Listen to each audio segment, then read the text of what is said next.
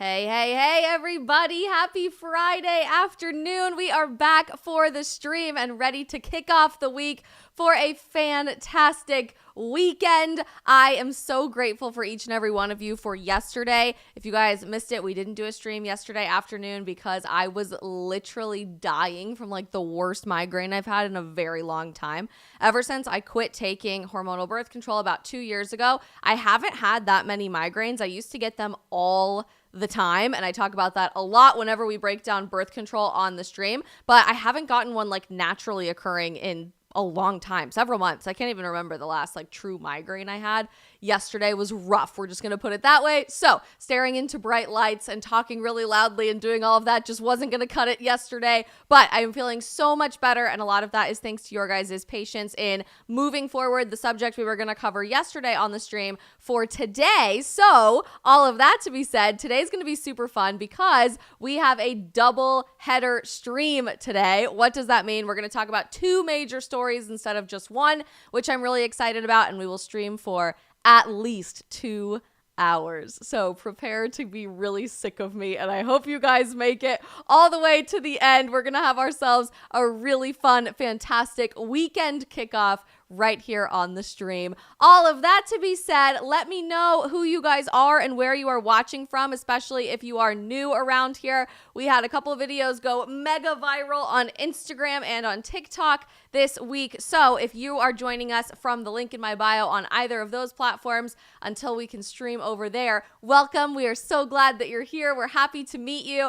And we try to make our little corner of the internet over here as community oriented and a little family as possible. So let us know who you are, where you're watching from, and how long you have been watching the stream over in the chat. Please feel free to use the chat throughout the stream if you agree with what I'm saying, if you disagree with what I'm saying, if you have questions throughout the whole thing, drop it over there. I cannot yet read your mind, so that's the only place that I will truly be able to read it. We have a lot to unpack today. First, in this top of the hour segment, what we really want to talk about is an underreported story, frankly, in the world of civil disobedience in America today that I think deserves a lot more attention. And I'm working on getting another guest to unpack this next week with a little bit more detail, but I wanted to scratch the surface at first this week about it because I think it's important we start drawing attention to it now. There is a really interesting nonprofit group that I've been very fortunate to be somewhat involved with in the pro-life movement for a while called Powell, or the Progressive Anti-Abortion Uprising Network.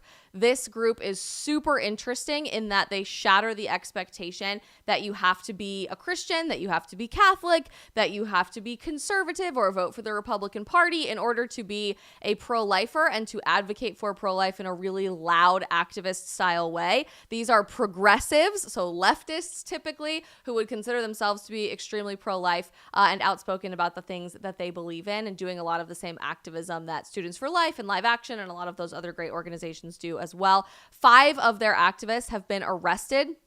This happened in 2020, but they are just now being charged with their crimes and going through the court case scenario at this very moment. And they are all facing up to 11 years in federal prison. We're going to be unpacking that story and be joined by my amazing friend, Anna Lulis, who is the sweetest, most wonderful woman. You guys may have recognized her from the stream last fall when we were talking about some faith-related stuff. But Anna works with me over at Students for Life of America, and she is just a ball of light and goodness. So we're breaking down what's happening with these 5 activists and what we can expect from pro-life activism in the future during this hour. In the next hour of the stream, we're going to talk about changing expectations and attitudes in the American workplace. There was a video that went super viral about Gen Z not wanting to work in the office in a cubicle under fluorescent lighting 40 plus hours a week for the rest of their life. And honestly, who can really blame us at this point if that is in fact what our future is supposed to look like? Because that's sounds like literal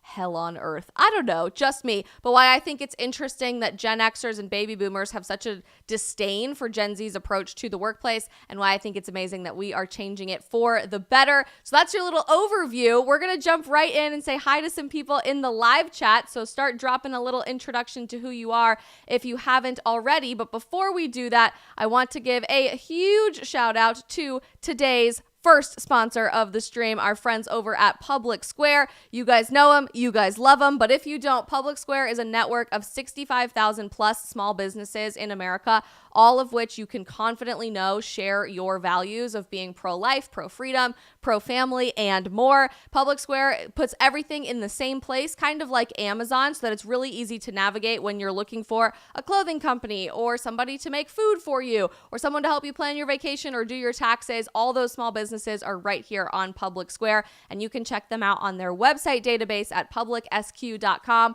or for a little bit more of a user-friendly experience with user interface for checkout coming very, very soon on the app. Download their app, Public SQ, on the App Store or on Google Play to make sure that you are making conscious decisions as a consumer for what small businesses you want to be supporting. Let's say hi to everybody. Marky is up first in our YouTube chat. Hey, Marky, glad you're here. Orthodox Russ and Trans Conservative are watching. We've got Kobe McGuire here. Kobe, I'm so glad you are feeling better, and I'm glad that you don't feel the need to make jokes about your health anymore because it's irrelevant and you're just healthy and feeling on the mend. We've got Brenda watching. Brenda, I too am very ready for a vacation. I will tell you what. Emil is watching from Sweden on Facebook, which is so very cool. The Sarpo's watching from Turkey on YouTube. Carlitos is watching in Orange County, California. So cool that you were at that event at UCLA. That was such a fun night. We were expecting a lot more backlash being there with Students for Life, but honestly didn't experience a lot of that at UCLA. So there you go. We've got many, many people watching over on Rumble. Pushkin is watching. Caleb's here. We've got Michael, Gabriel watching, and more. Don't forget to use the chat over there, you guys. Getter, Nitty Witty, as always, kicking us off right at the get-go. We love to see it. Williog is watching. Trucker Jim's watching in Dallas. We love Dallas, Texas. Eclipsing Lens is watching from Washington State, one of my favorite places. And the Locals gang is here and ready for the weekend. Mountain Lover Sabina, Becca, I'm so glad to see your face and your name pop back up on here, Becca. And I can't believe it's been so long since I gave you such a big hug up there in Canada. Crazy to me. We've got Tito watching and Optimistic Living. We've got Jessica watching from California, Magic Def, and more. You guys, who's ready for a freaking great stream? Me. As we're jumping into this first story, do me a huge favor and like this stream. You can do that by hitting a button that either looks like a little thumbs up or a heart. Make sure you ring the notification bell to know when we are always going live. And most importantly, you know the drill. Smash the follow or subscribe button if you guys haven't already. We are finally starting to see some great growth happening on YouTube and Rumble in particular, and we want to keep that going, but all of that has to come from you guys. Otherwise, we're just speaking into the ethos. So let's see this community grow. Okay, let's just jump right in because I think this is a great story and one that is not getting at all the media attention that it deserves. When we talk about human rights atrocities throughout American history in particular, and we talk about the need for activists to fight for civil rights, to fight for human rights, quite often what that has looked like in the most famous incidences throughout American history has been people breaking laws that they believe are unjust laws that shouldn't exist in the first place. Immediately, if you think about that pattern of behavior, think about the people that come to mind there. Rosa Parks, when she refused to give up her seat on the bus. Martin Luther King Jr. and all of the activism that he was doing. There were several examples of this in the suffragette movement and the women's rights movement. Throughout all of American history, we can go point by point by point, looking at these incredible, heroic, courageous individuals who were willing to embrace bravery and be willing to break a law for the purpose of proving that it was an unjust law. And I think the exact same thing could be said for many of the other countries that you guys are watching from if you're not from here in America. But we look back on these stories with awe and wonder and just in this sense of reverence almost for the courage and the bravery that these individuals were willing to accept in fighting for something that was so much bigger than themselves. And I think that's kind of what we are starting to see in the pro-life movement as well. As I mentioned at the top of the stream, this is about an organization that I find absolutely fascinating, that I certainly don't agree with 100% of the time, but shatters the narrative when it comes to who is a pro-lifer and what a pro-lifer looks like. If I asked you guys to explain typically what the average pro-life activist in America is today, most of you would probably answer Christian, probably Catholic as the specific denomination, middle-class white family, people who vote for the Republican Party or support conservative principles. And in reality, that's just objectively not true. I have met the most fascinating people becoming more involved with the pro-life movement in America and around the world. I had the ability to meet Becca, actually, from our locals gang at the March for Life in Canada earlier this year. I'll be traveling to New Zealand in December to speak at their March for Life. So this is really a global movement. But here in America, I've been so incredibly amazed over the last few years meeting people who I don't share a lot in common with, but we can come together on this common ground to fight for life and to realize that our most important human right is our first right, and that is our right to live, our right to life to begin with. That it has nothing to do with our partisan politics, what God we pray to, what politician we're supporting for president of the United States, but it has everything to do with our shared humanity, our one most common characteristic between everyone, no matter where you're from, no matter what you look like, no matter what you're doing in this life or what you believe. And so this group, Powell, has been one of the groups that's really been amazing me because they are the Progressive Anti-Abortion Uprising movement, meaning these are progressive leftists, people who probably would support socialism, people who support socialist healthcare systems or universal basic income in some instances with some of the individuals, but agree that our most basic human right is the right to life, right? And that is a shared common fight that we all need to be advocating our talents to and lending our talents to when we see that most basic shared right under attack as we do in America today. Basically, a few years ago, I don't know if you remember a lot of this story, and we'll do a much deeper dive when we have someone from Powell joining us for our stream. Hopefully next week. We're working on getting them booked right now. But if you remember, there was this story that went kind of viral in America called Justice for the Five. And basically, there was this late-term abortion clinic in Washington, D.C. that's pretty notorious for performing very dangerous abortion procedures well into the third trimester of pregnancy, that babies were being born alive and then just left on tables to die or like literally thrown in the dumpster. The Justice for the Five campaign was specifically centered around 5 babies that had been found outside of this clinic by an activist, and their bodies were recovered by this group, the Progressive Anti-Abortion Uprising group, Powell, and basically exposing what was happening inside of this clinic. Horrific, gruesome, like unbelievably unimaginable status that these bodies were in. I cannot even begin to describe to you how truly disgusting this doctor actually is for the work that he is doing inside of his clinic. So we're not going to go too deep into that, but that's where the spotlight initially came to this particular abortion clinic in Washington, D.C. We're going to get into all of this, but these 5 individuals now from Powell who are being facing 11 years, up to 11 years in federal prison, have decided to go and protest that abortion facility over and over and over again in the wake of this Justice for the Five movement. And they recently, in 2020, so I guess it wasn't really that recently, I blinked and the last few years have just flown by. I don't know if you guys feel that way. But in October of 2020, had decided we want to rescue babies from this facility because it is just appalling what we have learned from these 5 infants that unfortunately have passed away, and we just can't stand the idea of another baby going through a late-term abortion, having their limbs ripped apart, being born alive and left on the table. We just cannot in good conscience continue to do that. So they decided to go and rescue babies out of this facility by blocking the entrance to the abortion clinic.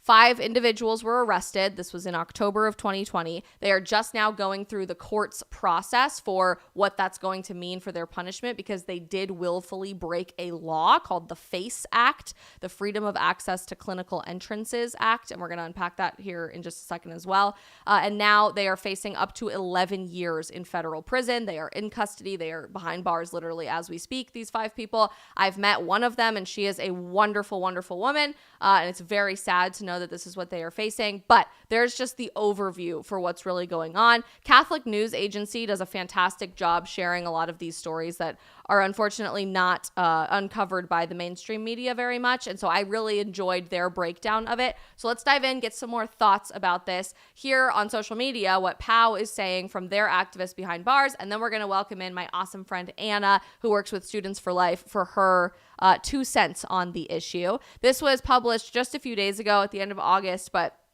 is certainly still up to date with what's going on today.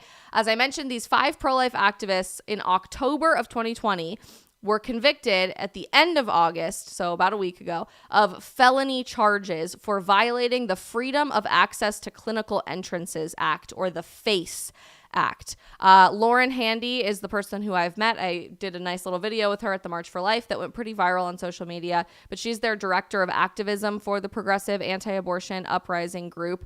She and 4 other individuals were convicted of felony conspiracy against rights and the felony violation of the FACE Act. Each person faces up to 11 years in prison and a fine of up to $350,000.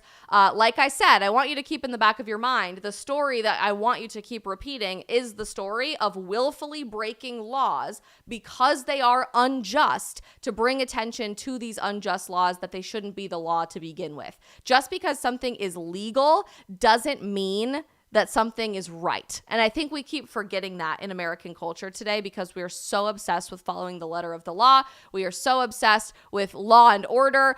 Sometimes the law is designated to oppress your civil rights. And there's countless examples of that throughout American history. We forget our civics education every once in a while because our education system has gone so far into the toilet. But this, I believe, is one of those rights that one of those laws that may have even had a good intention, but is specifically set up to weaponize our justice system and weaponize the legal system against pro-life activists and pro-life individuals.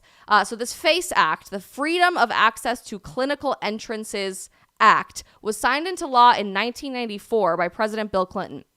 And it prohibits individuals from accosting or obstructing women seeking abortions at abortion clinics, as well as the destruction or defacement of abortion clinics themselves. So basically, if you stand in the doorway and make it impossible for someone to go inside, you will be violating a federal law and face up to 11 years in prison, which is asinine. So Lauren Handy, who's 28, John Hinshaw, who is 67, Heather Idoni, who is 61, William Goodman, who is 52, and Herb Garrity, who's a fascinating guy. We're going to look at all of his Instagram stuff here in just a second, who's 25. Were all convicted of both felony conspiracy against rights and felony violation of the FACE Act and are now sitting in custody behind bars.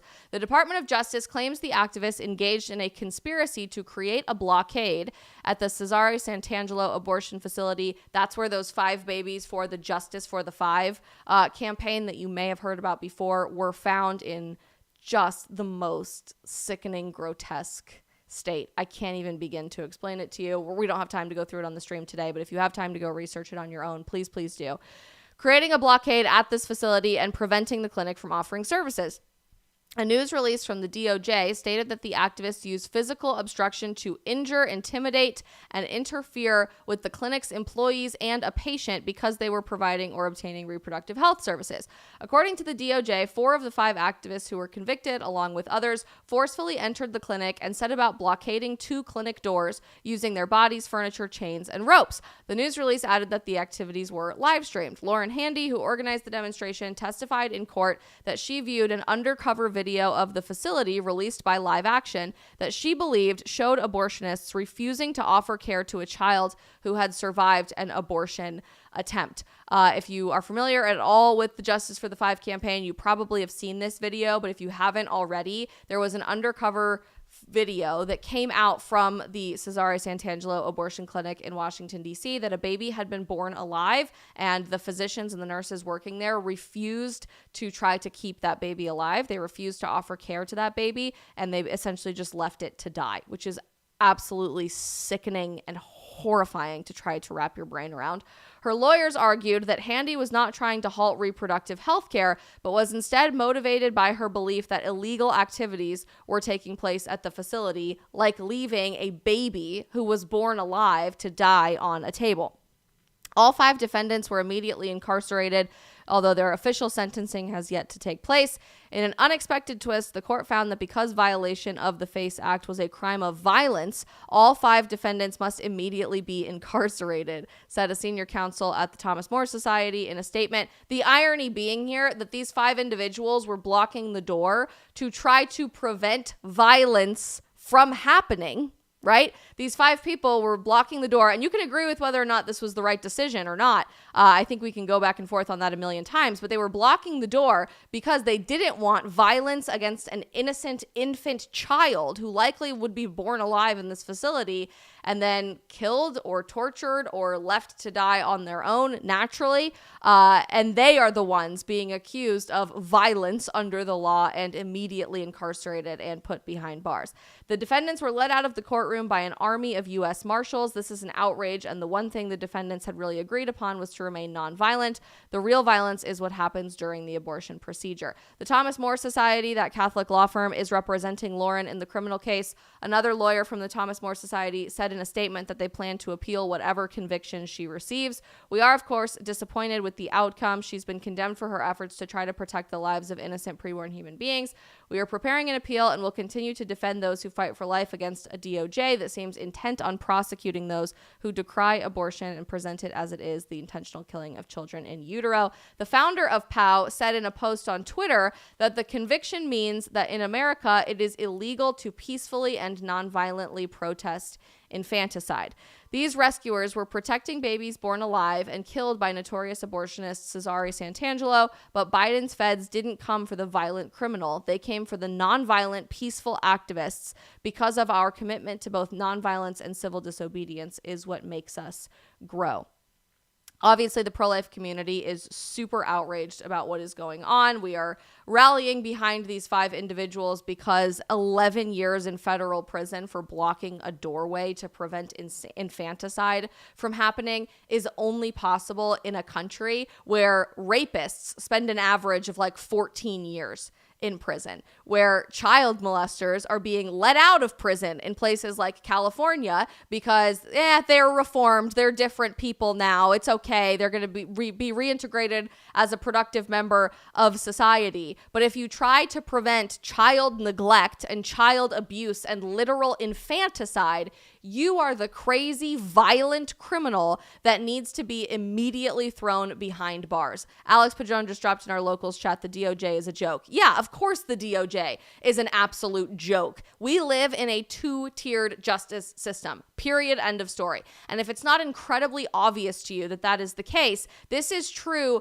outside of the world of the abortion fight and and fighting these abortion clinics, period. This is true of our faith, with the FBI being weaponized to infiltrate and go undercover to try to sway Catholics away from traditional Catholic social teaching. This is true of what's happening with former President Donald Trump, which I know we haven't spent a lot of time talking about here on the stream, but there are literally a million people talking about it as well. So literally, I cannot fathom what other evidence needs to be provided that our Department of Justice is engaging in this 2-tiered justice system for people to believe it.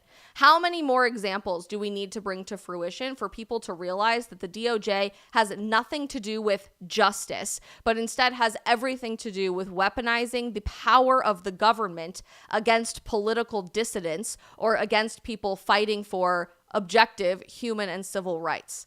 regardless of what you even feel about abortion, these people were not acting just because of an abortion facility. They could have blocked the door to Planned Parenthood there in Washington, D.C., that also performs horrifying abortion procedures every day. They specifically went to this clinic because they knew that infanticide was taking place behind these doors and knew no one was speaking up about it. So they made a conscious choice to break the law, which you can believe is a good thing or not, but it bears repeating that throughout American history, there have been example by example by example by example presented before us of individuals who realized at some point you do have to break the law in order to stand for human rights if you truly live in an unjust society. And when we have a two-tiered justice system, it begs the question whether or not we do live in a just and fair and equal society today. I don't know that that is objectively true with our current DOJ. I don't.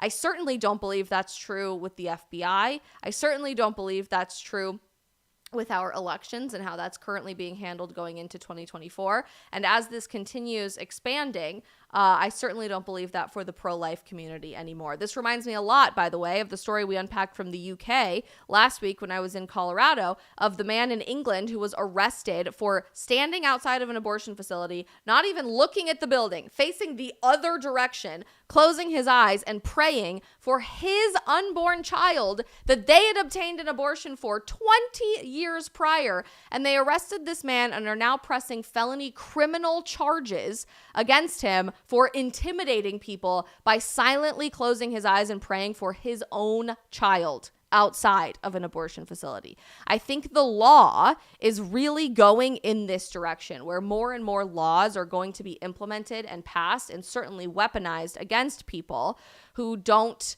believe in what the powers that have control over society believe in. This can be true of abortion, or this can be true of a million other subjects in our very divided and upside down and topsy-turvy society. But I think it's fascinating to hear what these 5 individuals who are currently behind bars have to say, because they were the ones who consciously made the choice to break the law, which is a really difficult choice to make. But here is their take on what is happening and what's going to happen moving forward. So if we go to Powell's Instagram, this was an update from their 28-year-old director of activism, Lauren Handy. We made a really great video together at the March for Life in January of this year. This is what she has to say behind bars. There's been statements sent from the individuals who are currently incarcerated to the rest of the POW team. And here's what Lauren has to say. Hey, everyone, I'm doing well and I'm right where I am supposed to be. I've already been able to reach out to people I've encountered and provide comfort and counseling. Thank you for everyone's support. I know that many in the movement don't agree with rescue. That's what they have termed their ability to block the doors of this facility to prevent infanticide. And now consider me useless because I am behind bars. This shows once again how our movement often comes off as gimmicky and inauthentic. This isn't just a numbers game. This is about love. Loving the most useless, abandoned, and unwanted without fear of punishment. My vocation is to love, not be reduced down to a function for the cause. My time in jail is the alabaster jar of perfume pouring out for the rejected and unloved. Yes, those outside of jail have saved tens of thousands of babies, and I hope and pray for tens of thousands more saved. But someone has to love and mourn and give reparations for the 5, those babies that we discussed earlier, that have been named Christopher, Angel, Holly, Harriet, and Phoenix. I don't want to fall into the nonprofit industrial complex and limit my ability to love without fear or shame. Remember who the real enemy is. It's not each other. It's the ones who fund, participate, and protect this injustice. It's not just sad when an unborn person is murdered. It is acutely devastating. Someone needs to feel and mourn deeply. Someone needs to love to the point of supposed uselessness. Someone needs to rescue.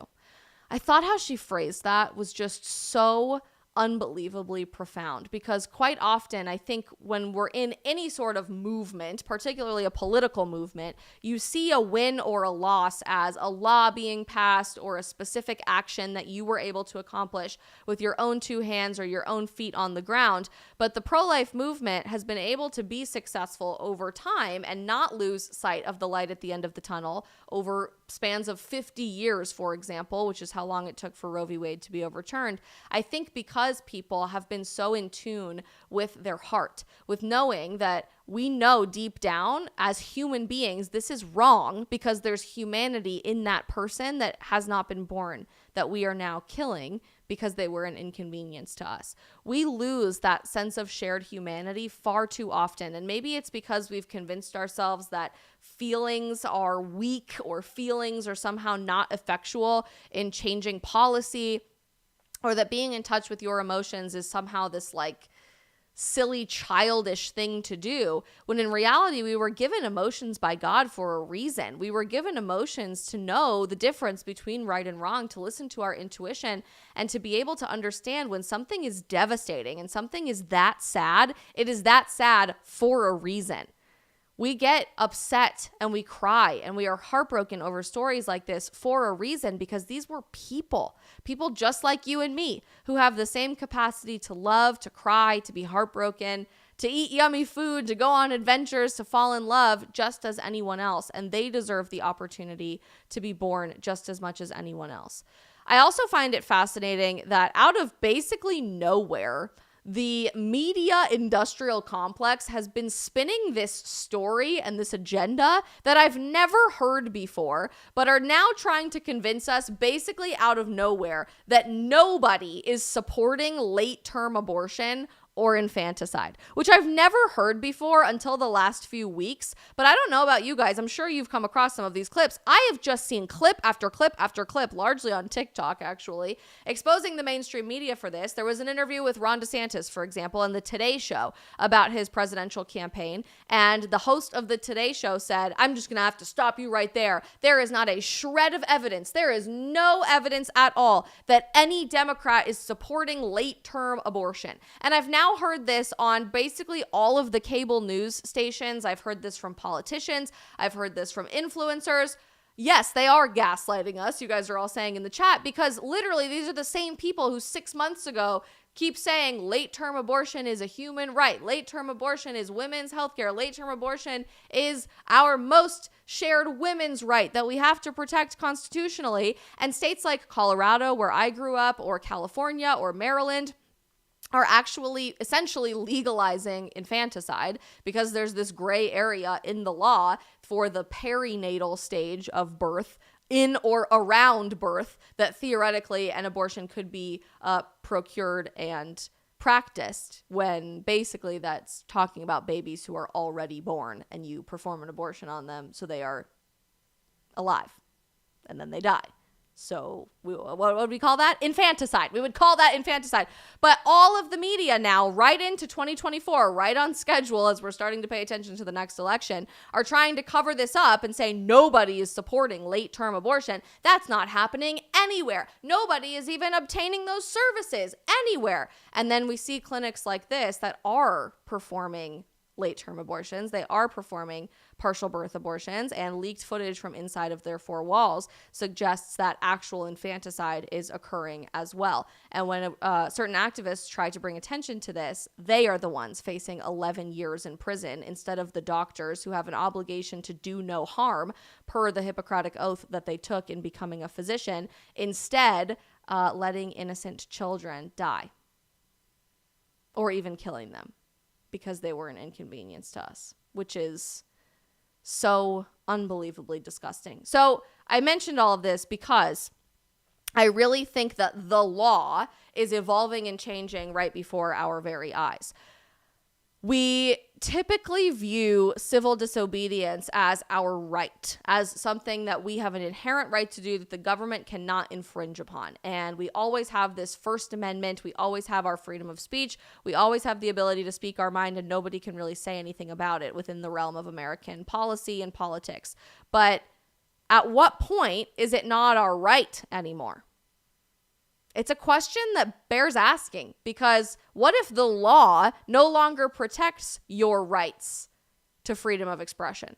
What if the law no longer protects your right to free speech or free assembly?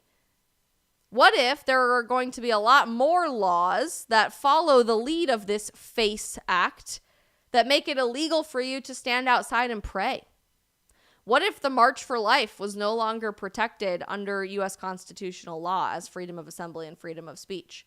What if the law locked you up in prison for telling your pregnant friend that she deserves more than the lies of the abortion industry?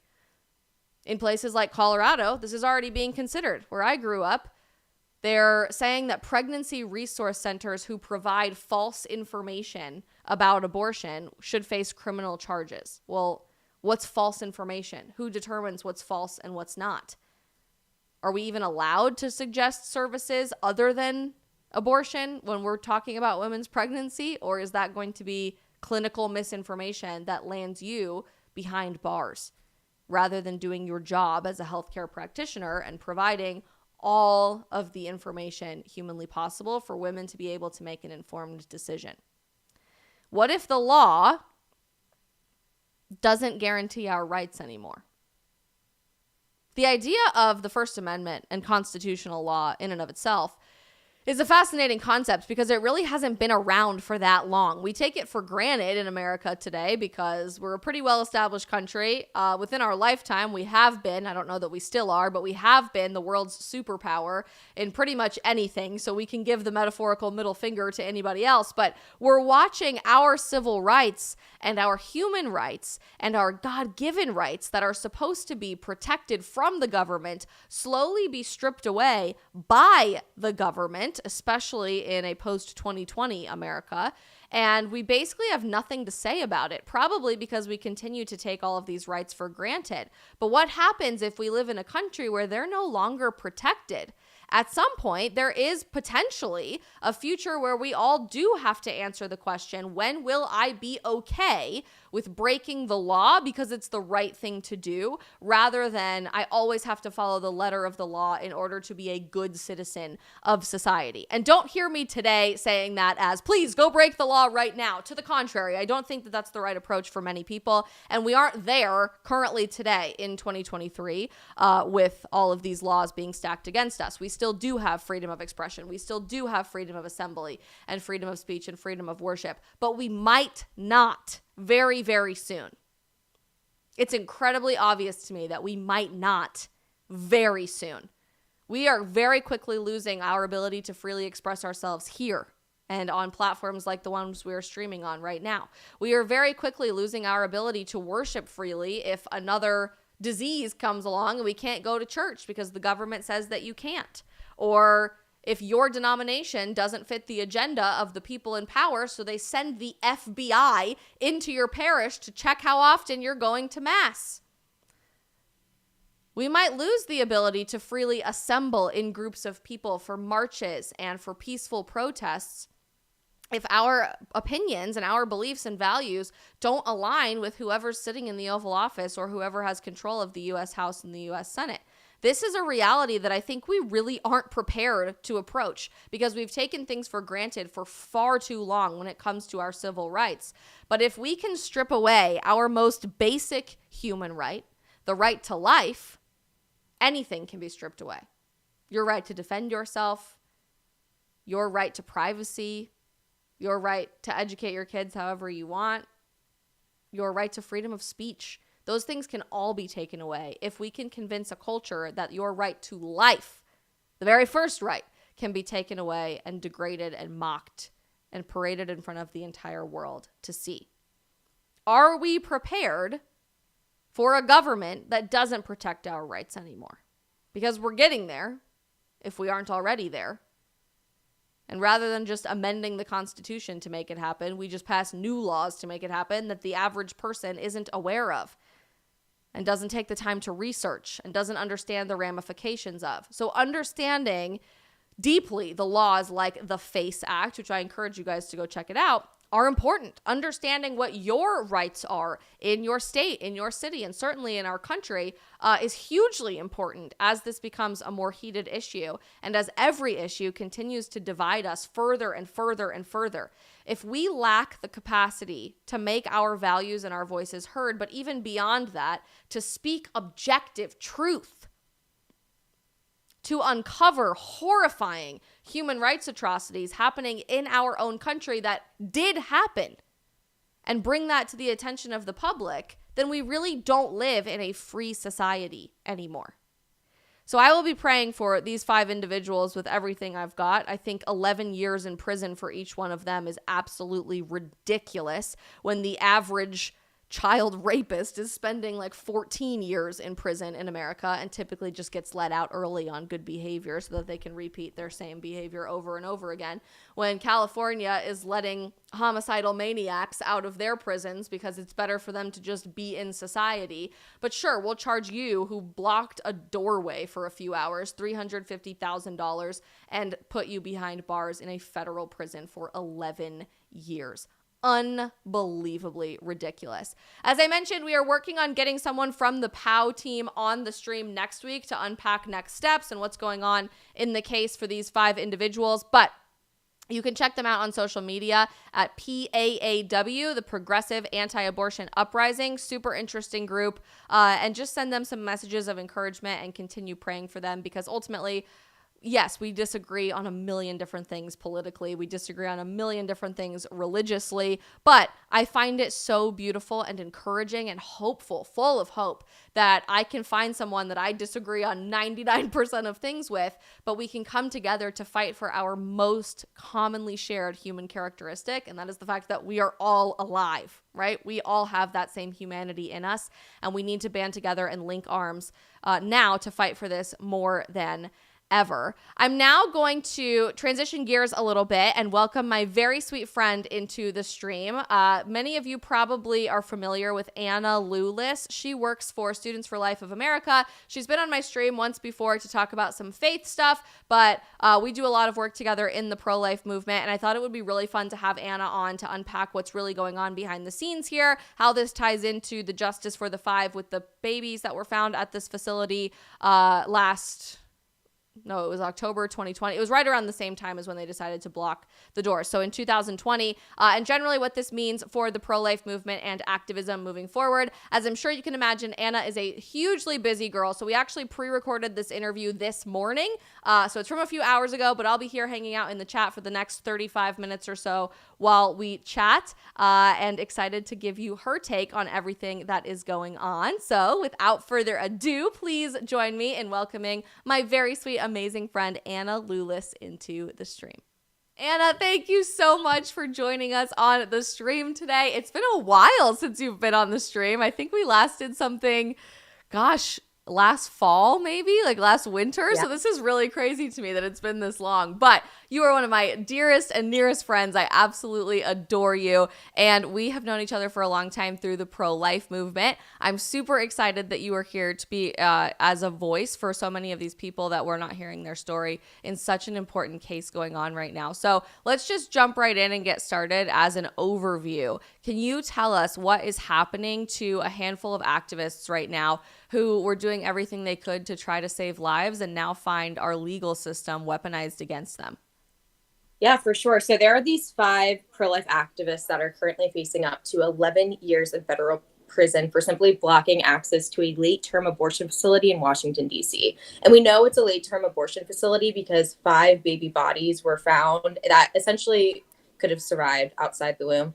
And we don't know if it was the babies were dismembered. I don't know if you guys are familiar with the campaign Justice for the 5, but that's what it was about. So that was with the same clinic, same abortionist. So this guy is pretty evil because he will dismember fully formed babies. So these 5 pro-life activists blocked access to a late-term abortion facility, and that violated the FACE Act, which is a federal, very unjust law that essentially targets pro-life activists. People say it doesn't. Like some people, even in the conservative space, are against repealing the FACE Act, but it's honestly a trash law because it targets only pro-life activists. It doesn't really target any other form of activism. Like, for example, I was in DC during the BLM activists, and they basically burnt down the city, and there was and vandalized a lot of properties, and there was no repercussions for that whatsoever. So climate activists who constantly block roads and whatnot and do all these other weird things, there are no penalties attached to their form of activism, but there is with pro-life activism, and they've basically weaponized the Justice Department by utilizing the FACE Act against these 5 pro-life activists, and they're trying to basically make them examples of and scare pro-lifers away from actually standing up for life and participating in that type of activism that is very just. So within the pro-life movement, we are trying to get rid of that law completely. That law does protect churches, it says, but you really don't need the FACE Act to protect churches, pregnancy resource centers, and abortion clinics. It's just, if you commit a crime, you commit a crime, and you should be able to serve time for that, and in a just way, not say, because it never has really been used against people who have been affiliated with churches. Some people with pregnancy resource centers, but we don't really need a federal law to protect these different types of institutions. It's just, if you own private property and somebody vandalizes it, they should be held accountable for that crime. You don't need to make it a federal law by any means, but also the consistency here the standard isn't the same across the board. Like I mentioned prior, with all the different other activists out there who are actually committing really intense crimes, like beating people up, burning things down. Nothing happened to BLM activists whatsoever, especially like facing a sentence that's potentially up to decades in prison with all of the activist sentences combined together. So it's just a really awful thing, and it's a weaponization of federal law. And more people should be speaking out about it, but unfortunately, not enough people are. Yeah. So with this particular situation, obviously this law being weaponized against pro-lifers, I think, is a huge issue. But I think what most people are confused about with what I'm seeing on social media and all the comment sections of posts that I've seen about this are, what did these activists actually do? Did they literally just stand outside a building and prevent people from going in? Because if so, I hardly think that warrants 11 years in federal prison. Yeah, so they peacefully blocked the abortion facility, so people could not enter in. And I believe the abortionist wasn't able to commit abortions for hours. So they did potentially save a lot of lives, which is such a blessing. So yeah, I would say they peacefully blocked entrance, and it's, which sounds crazy to me, because like I looked up federal sentences for all these different other crimes that essentially have sentences, that minimum sentences that they must have if they commit certain crimes against children, for example. And it's equivalent to what these peaceful pro-life activists are currently facing, which is absolutely absurd. So they just blocked access to a late-term abortion facility and prevented an abortionist who dismembers babies alive from preventing those actions from occurring that day. Isn't the average incarceration time period for like a rapist, for example, 14 years? I mean, that's almost exactly the same as what they're giving these activists. Yeah, like something around there. I actually wrote up a bunch of stuff that was essentially equivalent, like transporting a minor across state lines for the purpose of prostitution, minimum of 10 years. And the pro-life activists currently are facing up to 11 years in federal prison. So you're essentially equating peaceful pro-life activism from people who are preventing an individual from essentially dismembering children alive, from like, that crime somehow is equivalent to somebody actually committing crimes against children. It makes absolutely no sense. But that's currently the place where our government is at, which is really sad. And that's why more people need to speak up about it, because there's no comparison there. One is you're trying to save children's lives, and the other one is you're exploiting children and should and deserve to spend time in federal prison. It is just insane to me how our legal system is set up today to incriminate certain people for the highest possible extent of a sentence, and then on the other flip side of the coin, we're just letting horrible people out of prison because they're better people now, even though they'll go commit the same crime hours later. I think it would be really interesting, Anna, to hear your perspective. For those who don't already know, let's go back in time a little bit before these activists decided to block the entrance to this building and try to save people's lives. Why did they pick this building? Can you unveil the Justice for the Five story a little bit for us here and just explain what really happens at this particular abortion facility in Washington, D.C.? Yeah, so these pro-life activists are affiliated with Powell, which is a group called Progressive Anti-Abortion Uprising. So it's a progressive secular group that's pro-life and against abortion. And they do a lot of activism. Which, by the way, let me just say, I think a lot of people think that you have to be Christian or you have to be Catholic as like a specific denomination of Christianity to be pro-life. Many people think that you have to be conservative and vote for the Republican Party in order to be pro-life. I love that Powell is exposing that that's just not really true. These people who I've had many opportunities to speak to at the March for Life and getting to know them over social media are usually socialists. They would claim themselves to be politically leftist. Many of them are atheists. And so I think it's just interesting to show that standing for life and standing against the greatest human rights atrocity of our time really is not a political or religious issue whatsoever. Yeah, an unjust law is no law at all by St. Augustine. He famously has said, and that's something I say all the time, you don't necessarily have to be religious to understand that. People throughout history have understood that. So it's nice when we're able to partner up on these specific issues because life is so important. It's the most important issue. If we can't defend life, all other rights are essentially thrown out the door. So it's nice seeing people from different political parties and religions come together and say, look, we might disagree on all these different social issues or even religious issues, but at the end of the day, we are going to stand for life together because this is the gravest injustice of our time. So yeah, they're progressive, secular. The founder of the organization is an atheist who's very much progressive, but we work together a lot. And they focus their activism predominantly in Washington, D.C., because the abortion rate is honestly through the roof there. And it's a good place to do activism because, there's a late-term abortion facility with the abortionist is honestly an evil, evil man because he is known to dismember fully formed babies alive, like I mentioned prior. And they discovered 5 aborted babies who potentially were killed after birth, or it was like a partial birth abortion, or nobody really knows. It might have been a botched abortion, then they were born and left out to die. Nobody fully understands the circumstances surrounding that. So we are calling for an investigation into that, which, the federal government doesn't necessarily want to do, which is unfortunate, even though we have evidence, their bodies of being completely botched and butchered, but they refuse to essentially do really an investigation that's been effective. So there's 5 babies that were found and given to Progressive Anti-Abortion Uprising. And they uncovered that. It was a huge campaign around the country.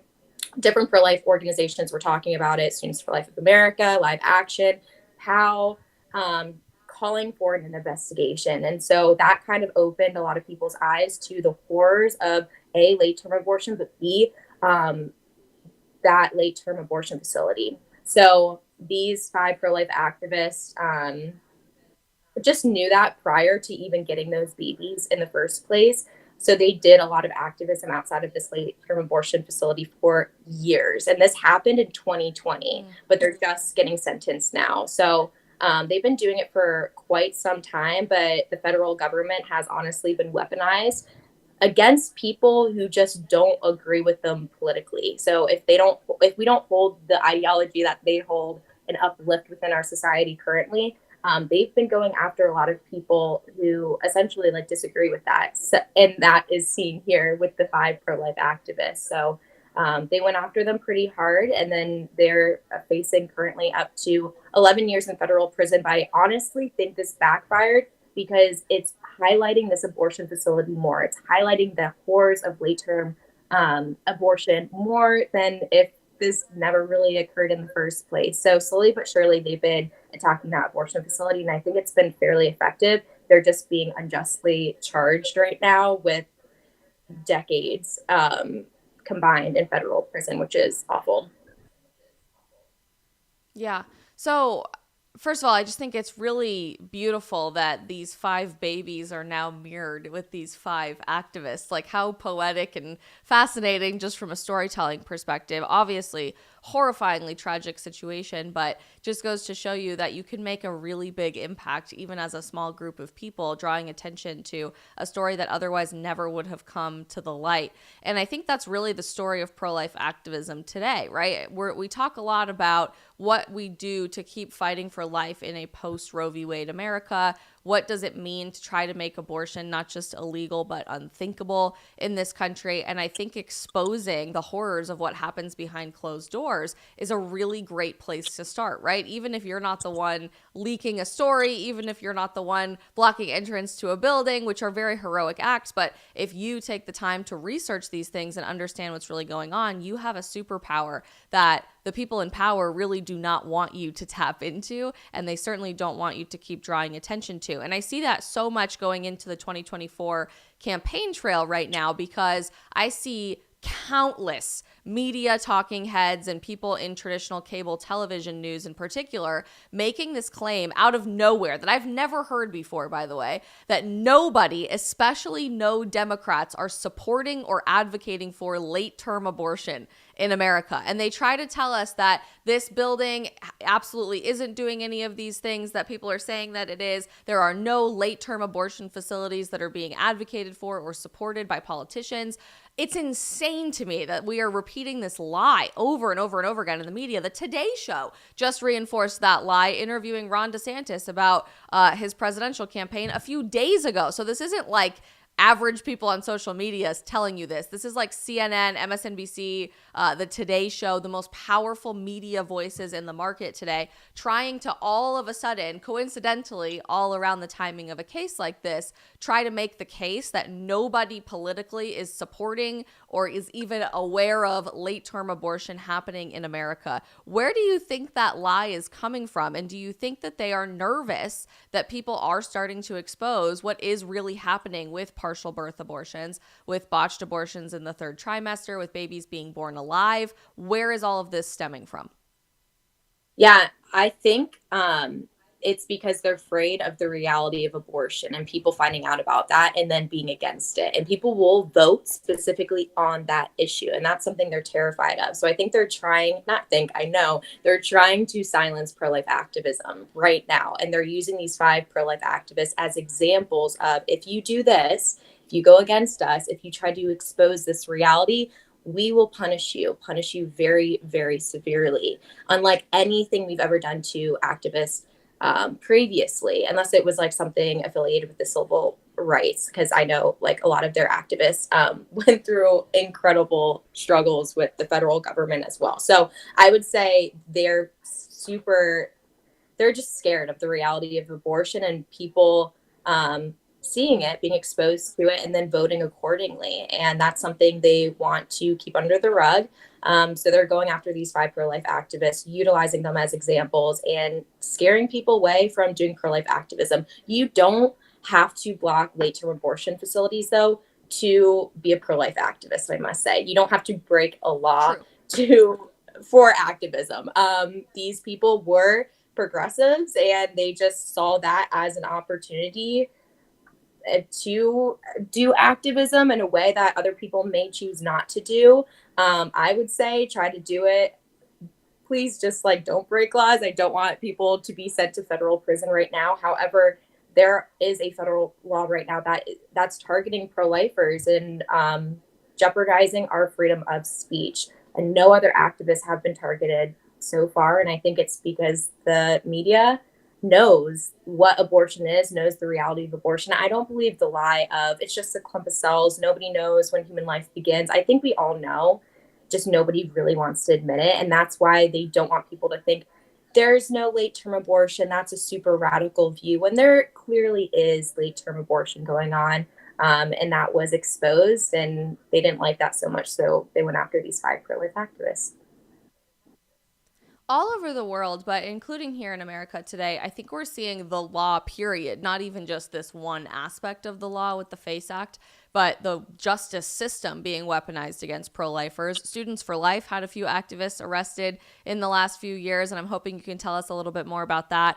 There's a man in England who's facing criminal charges today for silently praying outside of an abortion facility, not blocking the entrance, not looking at anybody going in. His eyes were closed and he was facing away, but was silently praying for his unborn child that he had obtained an abortion for 20 years prior, and now is intimidating people going into the facility. I'm hoping that maybe you can shed a little bit of light on what's happening with Students for Life in the last few years with the arrests that happened, and then just generally why you think free speech and free assembly and protesting rights are specifically being targeted against this particular subject today, because there's all kinds of hot button issues that make politicians uncomfortable. Why abortion and why the pro-life movement? Because all other rights rest on the right to life. So if they're able to compromise that, they're able to compromise almost any other right, in my personal opinion. So I think that's why they're targeting this issue, because it's the most important issue. And then on top of that, with the legal battles we've been facing at Students for Life of America, I was there in Washington, D.C. I lived in D.C. for a little over 2 years. Now I'm right outside the district. But there was a Planned Parenthood like 5 minutes from me. So we did a lot of activism outside that Planned Parenthood. One specifically, it was around the time of BLM, when BLM was literally burning cities to the ground. And I lived in a city that was basically burned to the ground. Like everything was boarded up. You couldn't really go anywhere without fearing for your life, literally. And so we, I don't know if you remember when they painted like BLM, like Black Lives Matter, on streets, and that was a part of their activism. Mm-hmm. So in Washington, D.C., there's like a lot of freedom for stuff like that in terms of what you can write on the roads just for activism purposes. But we did get a permit to do so. And we just wanted to write and go off of what BLM was doing at the time, Black preborn lives matter, because the abortion rate within the Black community is incredibly high, and it's high for a purpose. That is a whole separate discussion we can go down. But essentially, the abortion industry targets the minority community, specifically the Black community. So we wanted to write on the street or paint Black preborn lives matter. And then we we asked the mayor to join us, which I love, because we were like, well, if you're going to do this with BLM, why don't you join us with this right outside the Planned Parenthood in your district? But she refused. And right when we got there, we actually were confronted with a bunch of police cars. So we went up, introduced ourselves, and they essentially said if we wrote anything on the street, they will arrest us, which is absurd. So we said we had a permit. We tried to talk to them for a little bit in a very respectful way, but they were like, if anything, if you paint anything, we will arrest you.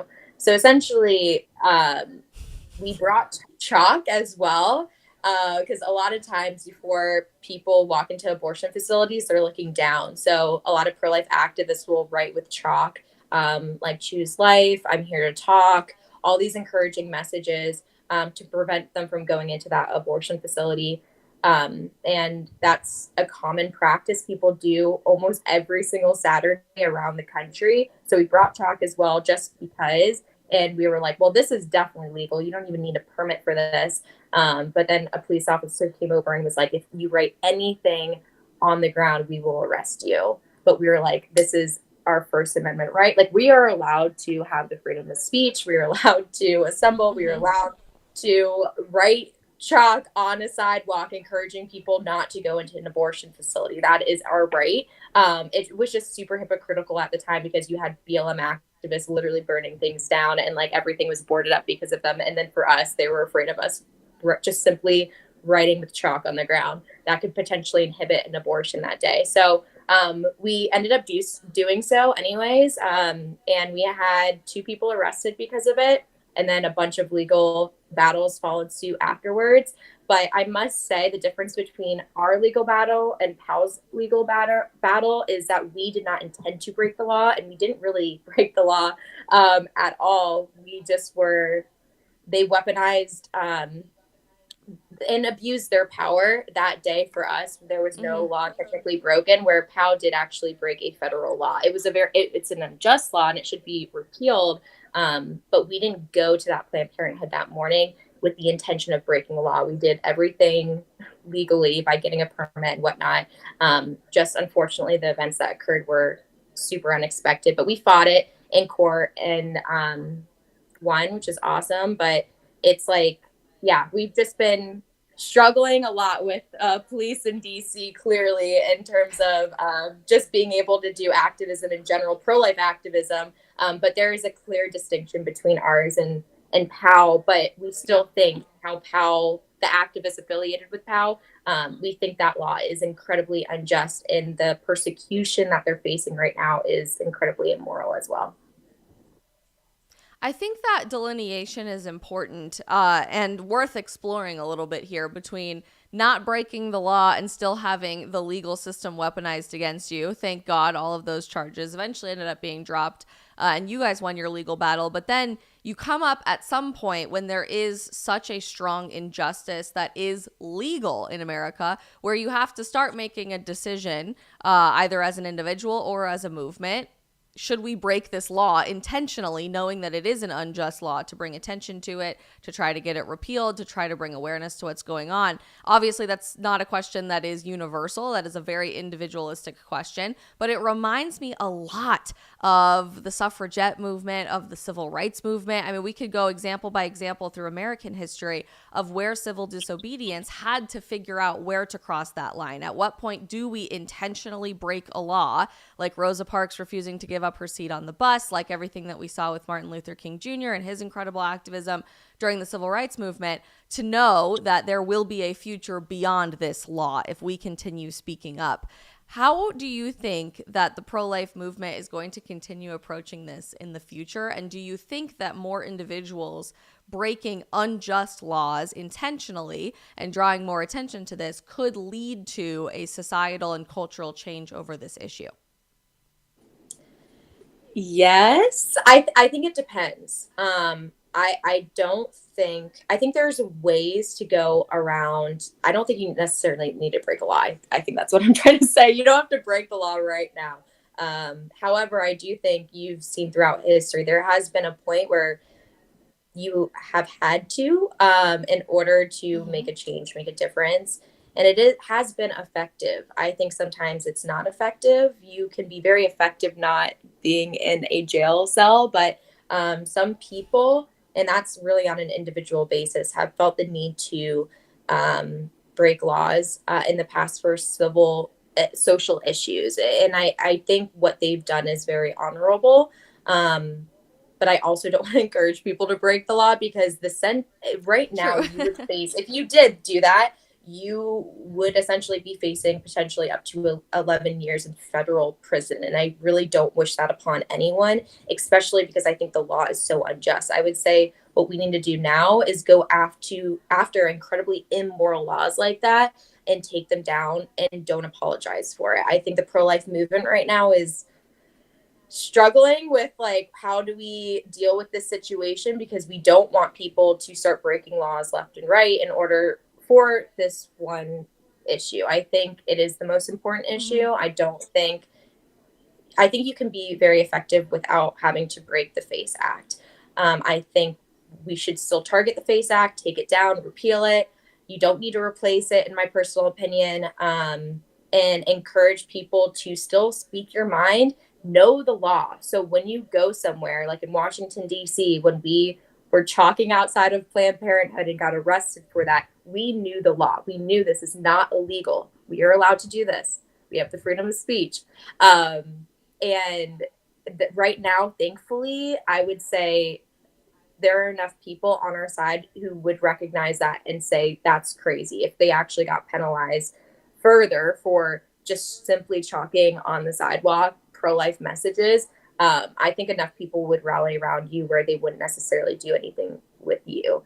However, I think we've come to a point in society where the justice system has been weaponized against people who hold different political philosophies or ideologies, and that's never really been seen in US history before as much as it's been going on right now. I think a lot of people could say that with pro-life activism. You see that with Donald Trump. You love him or hate him, stuff that's happening with him and people around him is really immoral and awful and we've never seen before.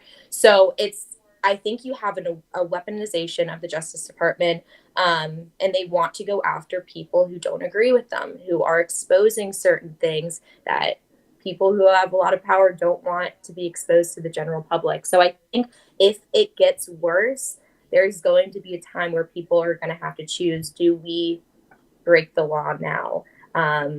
Because there have been so many different governments throughout history that have been communist, socialist, just put up really immoral laws that have gone after groups of people, and without them standing up and saying, no, we're not going to allow this anymore, nothing really got done. I just don't think we're at that point yet, but I do think it's possible, just like history repeats itself if you don't talk about it. And I do think, unfortunately, we're heading in that direction. Absolutely. And the more I see this weaponization, the more I'm concerned, like that situation in England, that new laws are going to be passed specifically targeting pro-lifers, specifically targeting the issue of abortion and speaking the truth about it.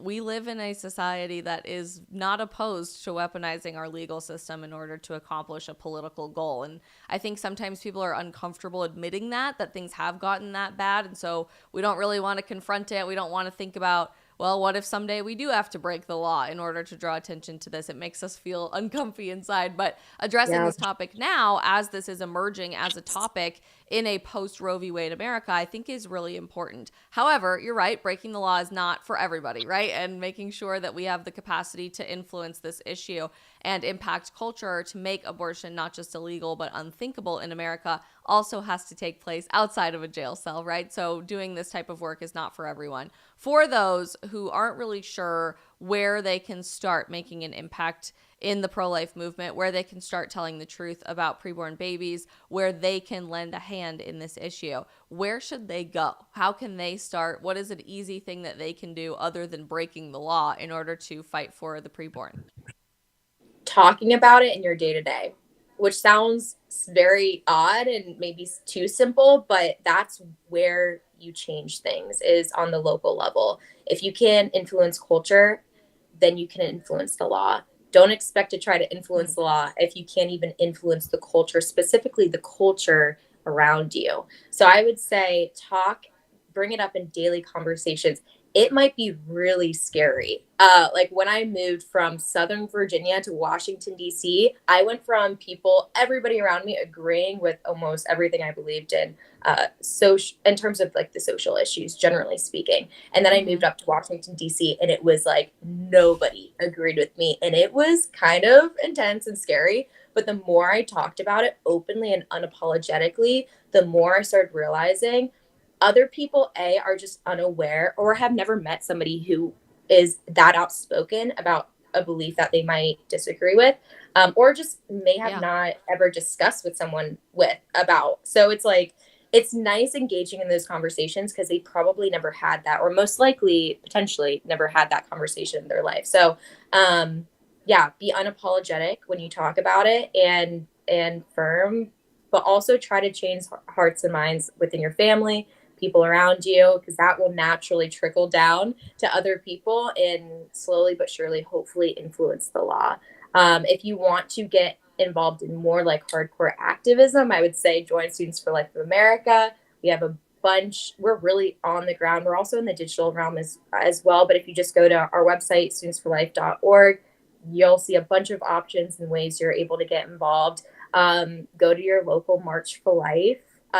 Show up, show your local state government that, hey, we exist, we want to protect life, and it's an issue we care about. And I think our generation is really focused on social issues more so than like fiscal policies or whatnot. Like we really care about human life, and that trickles down to social policies and social issues. So showing up at your March for Life, being a presence at pro-life events, but also just talking about it in your community, I think is very beneficial. Do you have, because you are one of the most optimistic, happy-go-lucky people I know, any words of encouragement for people who feel this sense of a burden or very overwhelmed by what's happening in this continued fight for life?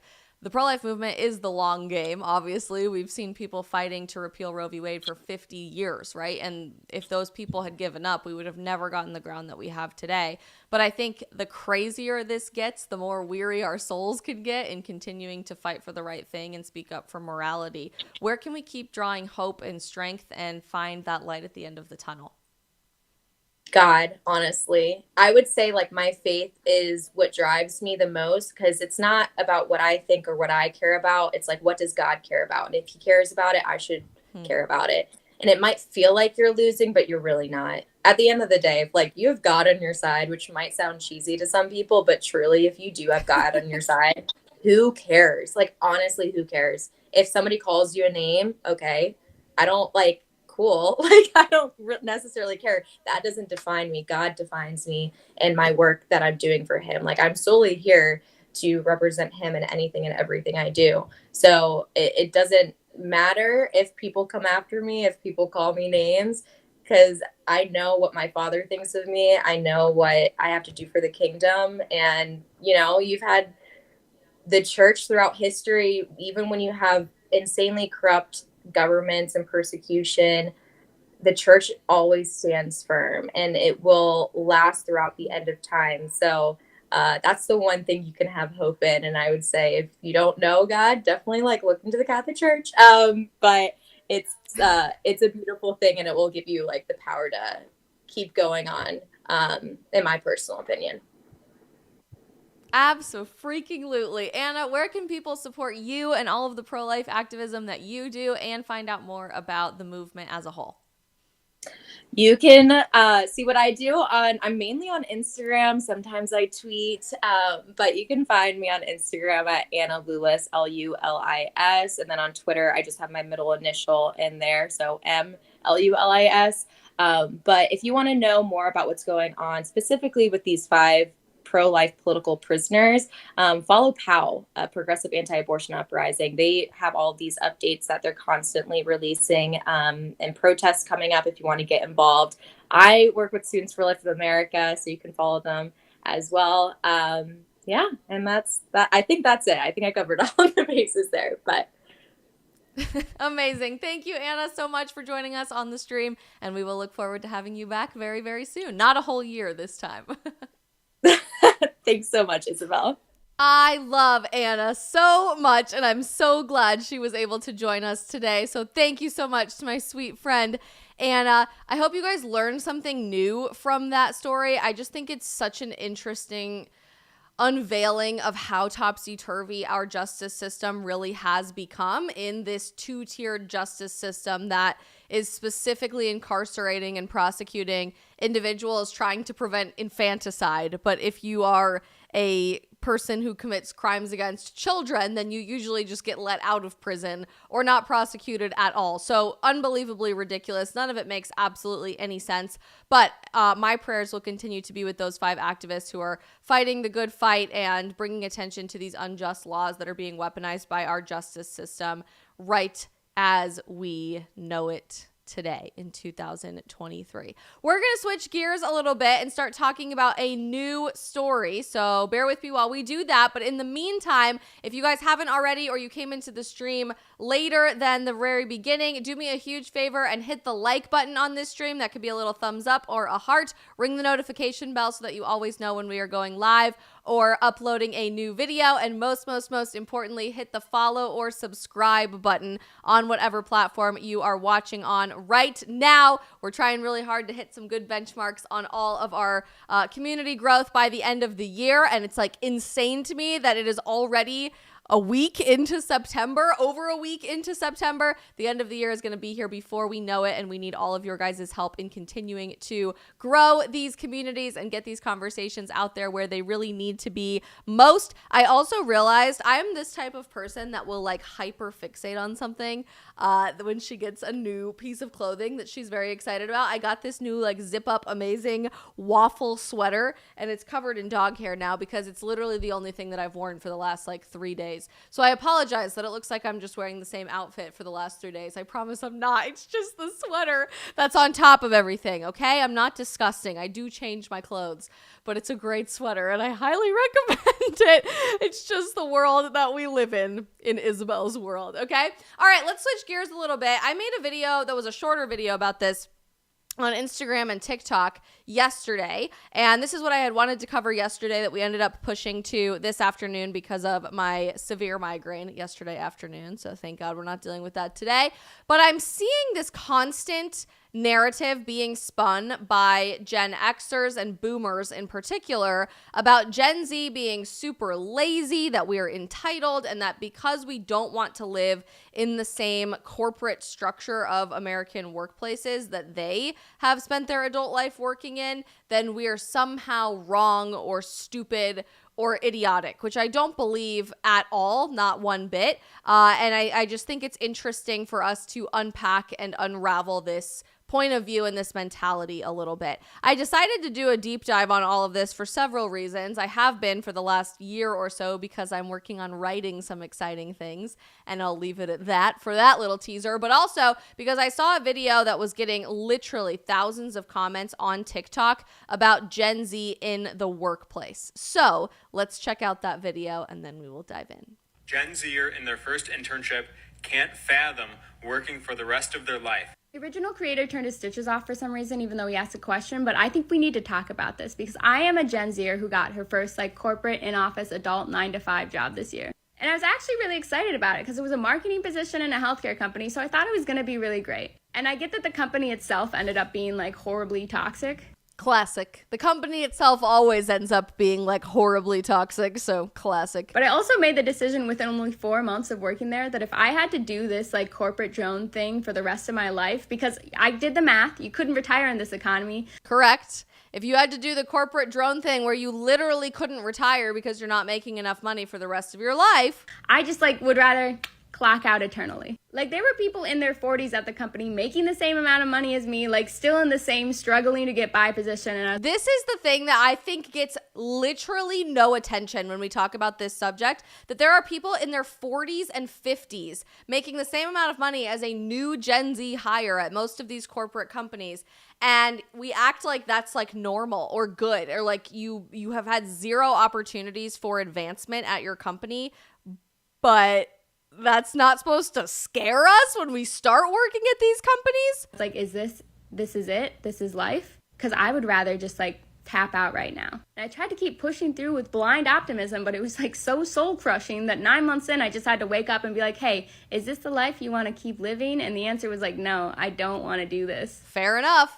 I think that's totally fair. So I had to leave for my own health reasons, ironically. And I've sadly been happier doing odd jobs here and there, struggling to pay bills and just living life and having fun. And everyone keeps asking, what's your plan? What are you going to do? I don't know what the plan is, but I know if I have to go back to that corporate in-office 9-to-5, I won't be alive a year from that date. That is so sad for her to have that much self-awareness about her mental health, that if she were to keep doing that every single day in perpetuity, it would just instantaneously ruin her mental health. That's sad, and it's true. I think we're all thinking it, but very few people are willing to admit it out loud. So say whatever you want about Gen Z, but we're just finally putting our foot down about this corporate lifestyle where you waste most of your life sitting in an office doing little to nothing. Yep. I would rather just get my work done on my time and then get to go live my life. Gen Z, to their core, takes the motto, work to live, do not live to work, very seriously. And if corporations don't start understanding that, it's just going to keep getting worse for everybody. So that last part is what's getting this girl just ridiculed on social media,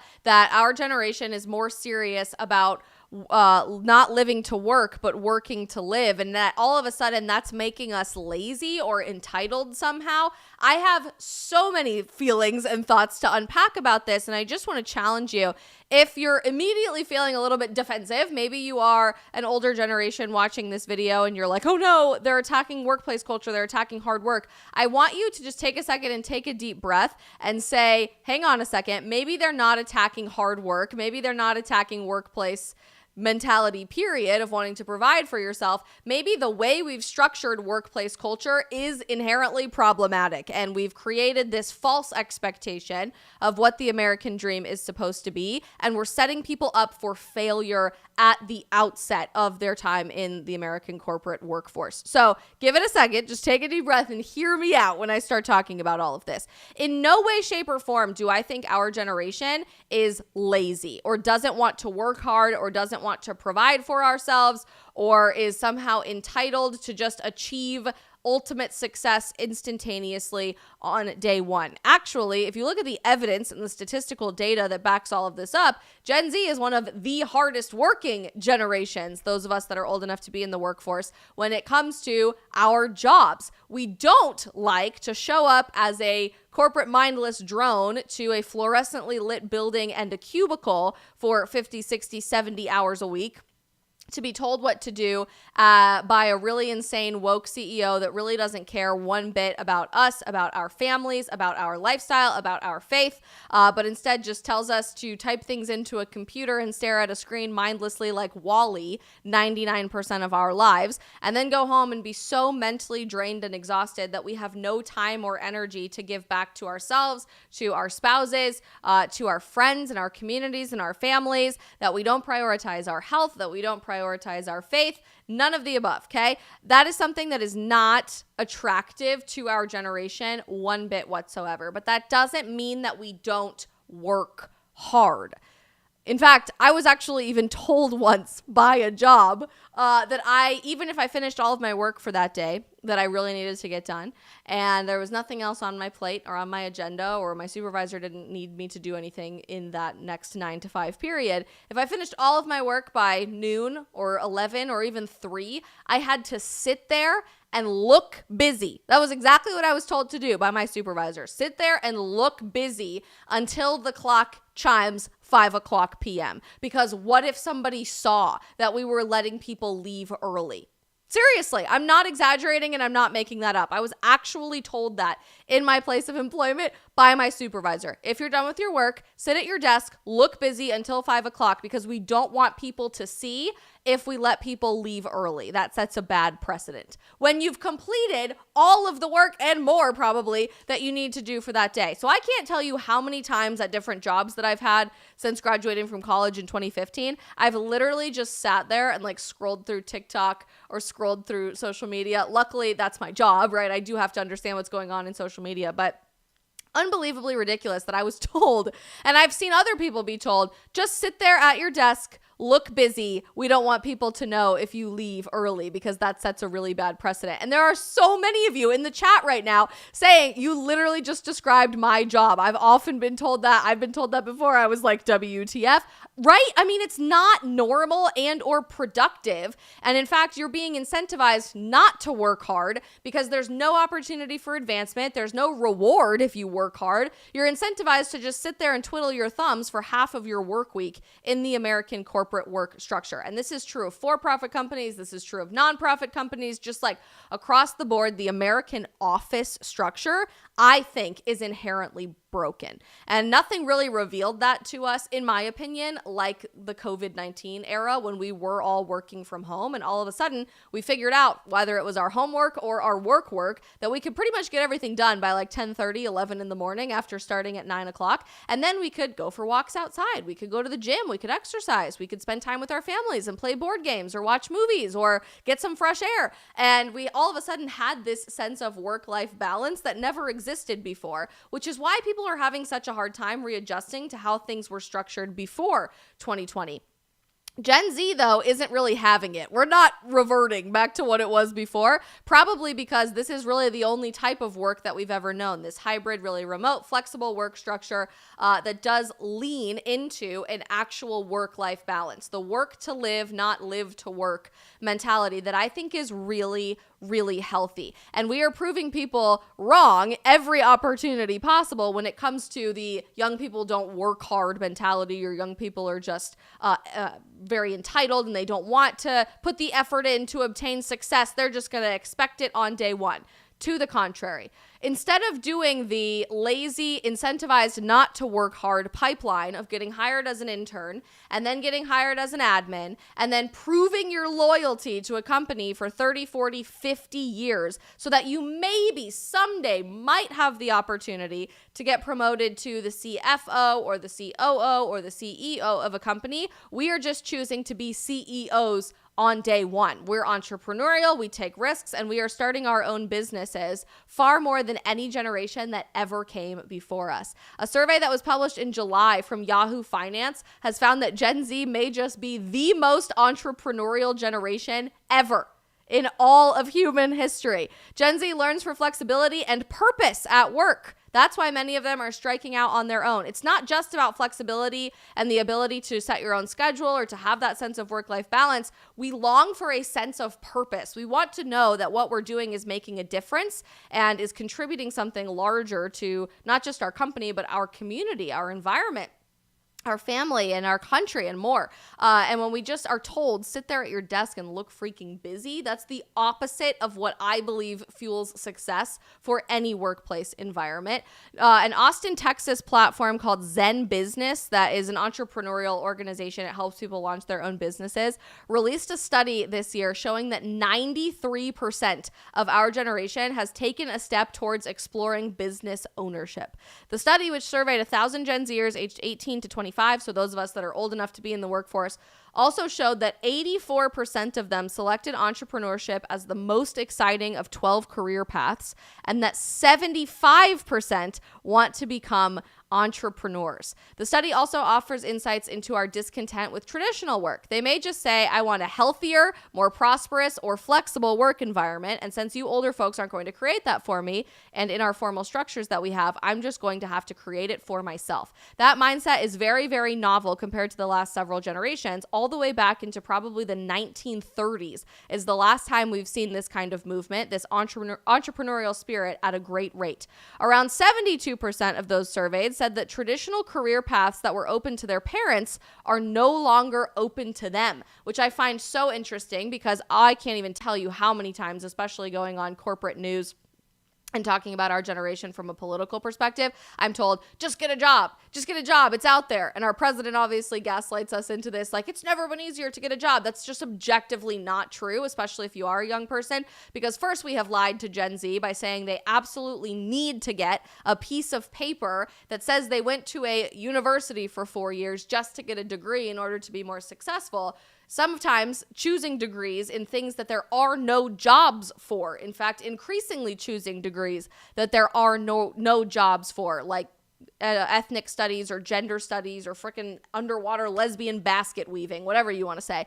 And then we've spent all of this time, this money, we're $250,000 in debt, and we have a piece of paper that created skills for a job that doesn't exist. And so there is no traditional job pipeline from college anymore for our generation. So it's hardly surprising to me that these traditional roles that were very easily laid out for our parents aren't really open for us. 86% said they could no longer rely on the same old strategies to get ahead in our careers. And 90% said that we wanted to create something new and better for the world. I absolutely loved how that was phrased. The study also suggested that Gen Z might be more inclined to start businesses because we see the world differently. Over half of the Gen Zers surveyed described themselves as neurodiverse, and 82% of us surveyed believe that folks are better suited for entrepreneurship than a traditional career. 84% of our Gen Z ranks creator as the most accessible or feasible career, with entrepreneurship close behind at 78%. Social media, as we know, has created this class of entrepreneurs called creators. People quickly realize that as you start producing content and as you start getting paid, you have just become a business. And I never really thought about phrasing it that way in my own experience, to be honest with you, because the world of being a creator is so new and there's not a lot of prior experience that we can rely on with being creators. It's kind of a brand new Wild West frontier of the world of entrepreneurship, but that's been the career path path that I have followed since college graduation in 2019. And I basically am in the business of selling ideas, right? Entrepreneurship is all about creating a product that there's a demand for in the market. There has never been a higher demand for better ideas than the world that's very confusing and full of lies that we live in today. So I have my own LLC, I have my own business, and every day I sell ideas, which is such a fascinating new concept that I think more people are waking up to the reality to, even if they have a traditional career or a career that's been along for a very long time. They are coming to this realization that you can also sell ideas or sell a lifestyle adjacent to their careers for an extra side hustle. For example, I can't tell you how many people I've seen in our generation make a career out of being a creator while they are in school and sharing their experience of being a law student on TikTok or being a medical student on YouTube and vlogging that experience. I can't tell you how many doctors or veterinarians or business owners or entrepreneurs from the more logistical sense of creating a product. Or we can keep going. Lawyers, example by example by example, also create this adjacent career to what their 9-to-5 looks like by also selling the lifestyle and ideas that accompany that through social media as a side gig. And speaking of side gigs through social media, our generation is abundantly doing this at rates never before seen. Business Insider says social media has made it easier than ever to start a side hustle that can quickly become profitable. A Bank of America survey found that 72% of Gen Z respondents reported having a side hustle. 72% of us, with the majority earning between $500 and $1,000 a month. So we're not talking about like your main source of income or your main job and how you pay the rent. But if you're making $1,000 a month, that's $12,000 a year that you wouldn't ordinarily have just through a side hustle of maybe documenting what your day-to-day career actually does look like, or perhaps selling ideas or reposting things or creating funny memes to make people laugh. All of these people are willing to try something else outside of the traditional career path, and it's literally paying off. Not to mention, working outside of an office, working as a remote worker, just giving you the flexibility to get all of your work done by 10:30 a.m. instead of being told to sit there and look busy for 8 hours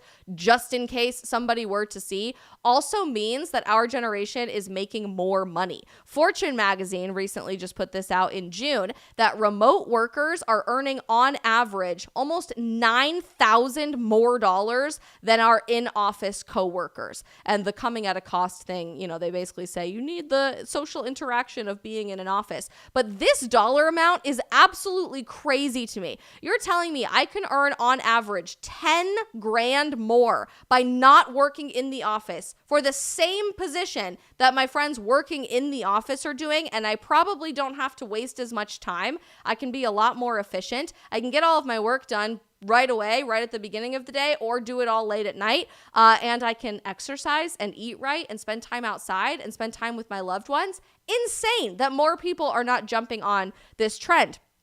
So just from the financial perspective, it obviously makes sense that our generation is saying, why wouldn't I work remote? Why wouldn't I have multiple jobs? Why wouldn't I take on multiple side hustles? And the vast majority of us are doing that and putting our money where our mouth is, literally. But I think an also interesting component to this is our generation's focus on physical health and nutrition and wellness and exercise that's really being prioritized thanks to social media and people selling that idea to us, whereas our mainstream media is really just ignoring it and our politicians are just ignoring it. Sedentary workplace culture, cubicle culture, office culture, desk culture has been so unbelievably detrimental to the last several generations in America that we actually are nationally at a disadvantage, our country compared to other countries, when it comes to U.S. baseline health of the working class, which is horrifyingly sad.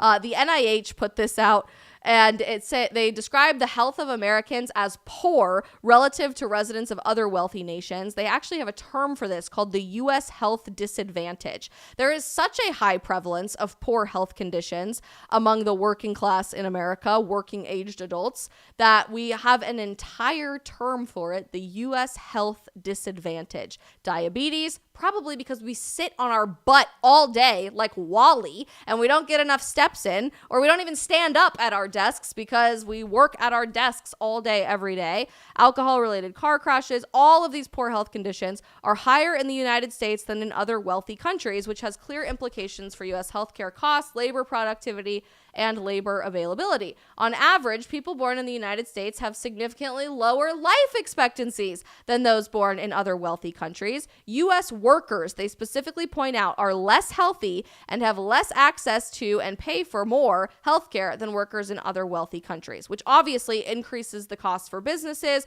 It lowers productivity and competitiveness. It compromises your business's ability to grow, etc. And the CDC says that there are massive chronic health conditions, 5 in particular, that have completely decimated worker productivity in the American workforce. High blood pressure, obviously, because you're not exercising enough and you're just sitting there eating donuts and pizza that they gave to you for free to celebrate your 1-year anniversary at work or Employee Appreciation Day. How many of you have literally gotten like a slice of pizza, a pizza party thrown for you for Employee Appreciation Day instead of getting a raise or getting to go home early? Fascinating when you think about the health implications of that. And I can't tell you how many piss poor pizza parties I have attended over the years in various offices that I've worked in. So high blood pressure, diabetes, smoking, physical inactivity, and obesity cost U.S. employers almost $37 billion a year because of employees missing days of work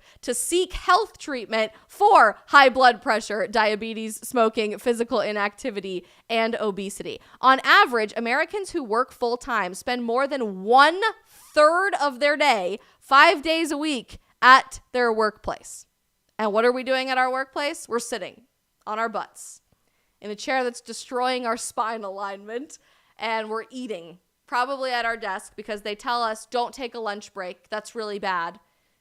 Even though you're supposed to have an hour lunch break, don't take a lunch break because you have to prove that you're loyal to this company because we can replace you. Ridiculous, right? So what does all of this tell me? Number one, the American workforce really isn't interested in you or your health or your productivity. If they were, they would be giving you more things to do instead of telling you to sit there and look busy. And they certainly would be incentivizing worker health every single day rather than just feeding into your diabetes and your high blood pressure and your physical inactivity, etc. So that's thing number one. Thing number two, I think the American workforce is just less productive, less conducive to human flourishing, and provides less opportunities for success in the traditional corporate 9-to-5 structure than we give it credit for. And certainly less than remote or hybrid work or entrepreneurship. And I say that knowing that there's probably going to be some pushback from some of you that not everyone can be an entrepreneur, Isabel. Not every single person can start their own business. Actually, I've come to the conclusion in the last few years that truly anyone, any individual, any human being can at least be in the entrepreneurial world of selling ideas, of selling a lifestyle, of selling content. Because the more people I have met over the years that are able to marry their career of choice with a side gig of content creation or a side gig of doing something on the internet, the more I'm realizing that we have been given this gift as a generation called social media and the internet that most people write off as stupid or a way to waste your time. But if you're willing to put the time in to create something incredible, you too can be in the business of selling ideas. You too can be an entrepreneur. And quite literally, anyone has the capacity to be a content creator. That's the big, dirty secret of the industry that I work in that very few people are willing to actually address. But anybody can be a content creator, and especially when we're desperate for people needing to speak the truth, anybody should be a content creator when we can have more opportunities to fight this digital battle all day, every day. There are the coolest people in the world that I follow on social media who are blue-collar workers or farmers who document what their life is like in the agricultural world. People who are attorneys or doctors or veterinarians that document what their career is like or give people a lawyer's perspective on this crazy trending news story or a doctor's perspective on why our health is failing so detrimentally in America and what we can do about it. Literally anyone and everyone has some capacity in them to be an entrepreneur and to have a side gig, even if it's not your main gig. Becca says anybody can if they're willing to put the work in. My dad used to tell me when I was a kid that hard work beats talent when talent doesn't work hard. And I've always appreciated that, because the truth is, in any industry, there's always going to be someone smarter than you. There's always going to be someone faster or stronger than you. There's always going to be someone with more degrees than you. There's always going to be someone with more experience than you. But if you are willing to be the hardest working person that you know in your life, there is quite literally nothing that you cannot accomplish that that person can. And this has been so abundantly true for me in my life. When I got started as a content creator, I had absolutely no idea what I was doing. No idea. I thought I was coming I thought I was going to a 4-year extended program of college to go to medical school and then enroll in 10 more years of practical education after that in my residency and fellowship programs. I was coming from a world that has basically nothing to do with what happens behind here, and I didn't spend enough time on here because I was so busy studying for organic chemistry and for anatomy and physiology classes. I knew nothing about the world of the internet, but I was willing to try to fail. I was willing to experiment. I was willing to put myself out there, and I was willing to change and adapt and take criticism and advice from people that I looked up to and just try something new until it started working. And here I am a few years later, and I have the capacity to help other people do that every day, which is such an unbelievable blessing. And I love when people reach out to me saying, oh, I'm graduating from college or high school and I'm wanting to know how I can do this. Can you give me some feedback on what I can do better? It literally just puts the biggest smile on my face every time that happens, because I see that same fire and drive in many of these people that are just willing to work hard. They're willing to try. They're willing to put themselves out there and do something that other people might laugh at or misunderstand or make fun of you for. But let me just be abundantly clear about this. A multi-billion-dollar CEO is not going to make fun of you or laugh at you or misunderstand you if you're trying to start your own business.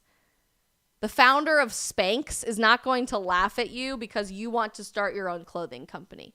A successful content creator and live streamer or podcast host isn't going to laugh at you if you start recording yourself on video, sitting in the passenger seat of your car, talking about your opinion on something. Nobody's going to call you cringy who's already done it. A successful surgeon isn't going to laugh at you if you're studying for organic chemistry late on a Friday night. We could keep going example by example, but the people who have made it are never going to talk down to those who are willing to try something new and willing to work hard. It's the people who are trying to drag you down because they feel worse about themselves. They feel embarrassed about their lack of success. They feel unmotivated by the people surrounded in their life, that they can't stand to see you succeed, that are going to laugh at you and make fun of you and try to drag you down. And I see a lot of that, sadly, generationally. And that's not to say every single person older than us is unsuccessful. To the contrary, there are many, many, many incredible, successful individuals who we can lean on for advice and for feedback and for criticism and helping us chart our own path with some experience behind them.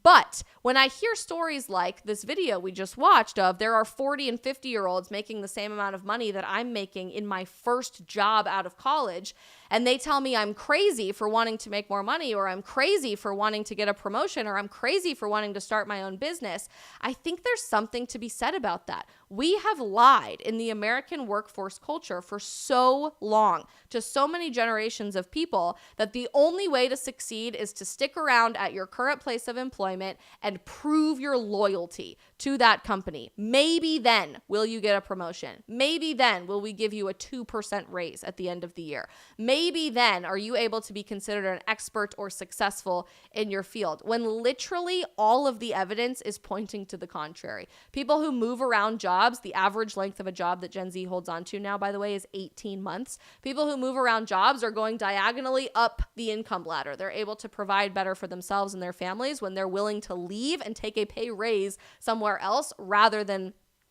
proving their loyalty to a company that really doesn't care about them and just tells them to look busy at their desk. People who are willing to risk everything and become an entrepreneur and create an idea that nobody else has dared to create before with the right advice and coaching. I'm not saying everybody just quit your job tomorrow and start a business, but people who are willing to do that, even if they didn't follow the traditional path of going to business school and getting an MBA and starting your own business that way, typically are a lot more successful, and they're the people that we revere as the most successful people in society because they were willing to try something different, because they tuned out everybody laughing at them and pointing the finger and saying they were cringy or stupid or had no idea what they were doing, and they were willing to work hard anyway. People who hate social media and say that it's nothing but a time suck clearly don't see it as an opportunity for success, an opportunity to make a difference, an opportunity to have a sense of purpose, and even to make some great supplemental income along the way. If you can change your mindset and reframe what you look for in success to not just follow the crowd, don't just listen to what everybody in your life is telling you, but seek out opportunities that other people might not think of logically for yourself, you too can chart your own course and be incredibly successful along the way. I love what Los Ravosa just said in our YouTube chat. We are human beings, not freaking robots, and we are made of intellect and passion, and every one of us can do amazing things if guided properly. Our entire education and workforce system is really set up to put you in a box, to say, this is what you're supposed to do. You're the good little worker bee, do your job. And maybe if you do it well enough, you might be successful later on down the line. I think it's unbelievably cool that our generation has just shattered the box. We're saying, nope, F that. We're not doing that. We're going to do our own thing. And we are going to lean into our own talents and passions and hobbies to create something more meaningful for society over time, which is a beautiful reality. But even outside of the generational difference, what I really want to leave you with today on the story of entrepreneurship is this. As human beings, work, your job, your place of employment should never be the most important thing about yourself. And I think in many aspects, we've allowed this packaging of the American dream in our culture to insinuate that in order to make it, to live the American dream, in order to provide for yourself and your family, your job and the place you clock in and out every day should be the most important thing about yourself. That should be your number one priority. Everything else should fall secondary to that in your list of the things that are important to you in your life, and you should give up absolutely anything and everything to spend more time at the office, to put in more hours with your boss, and to make that the number one most important thing in your life. Your job really shouldn't even rank, I don't think, in the top 5 most important things in your life. There are obviously exceptions to that rule, and I think entrepreneurs are a great exception to that rule. When you are pouring your passion, your heart, your soul, your inspiration into your business, that's really an extension of you and your passions rather than just a place that you're collecting a paycheck from. But I think it's really sad because in real time, we've watched our priorities nationally and culturally shift away from our families, away from our children and our spouses, away from our faith, away from our health, away from our hobbies and passions and interests, all in the name of just collecting a paycheck. And that's not to say paychecks aren't important. Of course they are. And your job will always be important. And your ability to work hard and provide for yourself will always be something important for you to consider in your life. But if you are replacing in your priority list your spouse or your kids or your friends and family or your faith or your health at the expense of trying to get ahead at a job where you're working for someone else all day, every day, I think that's a really distorted picture of what thriving is supposed to look like as a human being. It's pretty much the opposite of what thriving is supposed to be. Somebody told me the other day when I made this short form video on Instagram in the comments, my dad always said, I can't remember who said this, but they said my dad always said that you'll never get rich or happy working for somebody else all day, every day. You just won't. And if you can think in the priority perspective of what is the most important thing I want to remember about myself looking back on my life, I don't ever think it's going to be our income or how much is in my bank account today. I certainly don't ever think it's going to be your toxic boss that really hates you and says that you don't care about work or you're not a team player if you don't skip your lunch break and you don't make work your number one priority all day, every day. When we look back on our lives, the most important things that we are going to want to remember and smile upon and have fondness for are our families, our marriages, our kids, the adventures that we were able to take, the opportunities that we had to spend with loved ones before they were gone way too early, leaning into our faith and our values and spending time researching and reading and uncovering all of those things for ourselves, spending time with our friends and laughing and experiencing joy every day. You are not a mindless drone robot.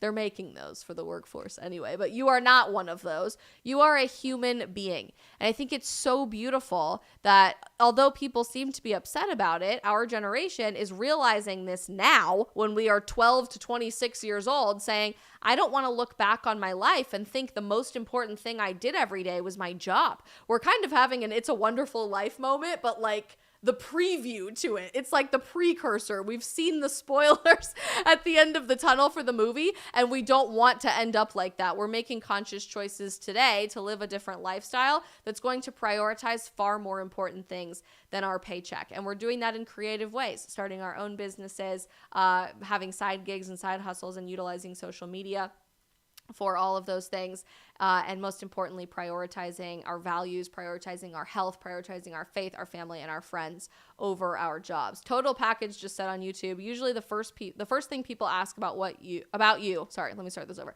Usually the first thing people ask about you is what you do. We need to change that mindset and what's important. Thank you.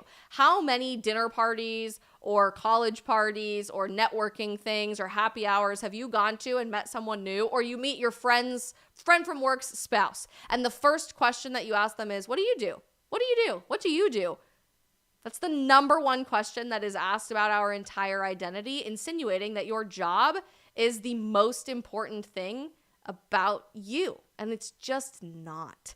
That doesn't mean that you hate America. That doesn't mean that you're anti-capitalist or you're lazy or you're entitled to realize that. Your soul and your family and your marriages and your kids will always be more important than your job. Always. And it's sad to me that we're labeling people who think that as these lazy brats who don't want to work hard for anything. Rah, rah, rah, rah, rah. Really sad.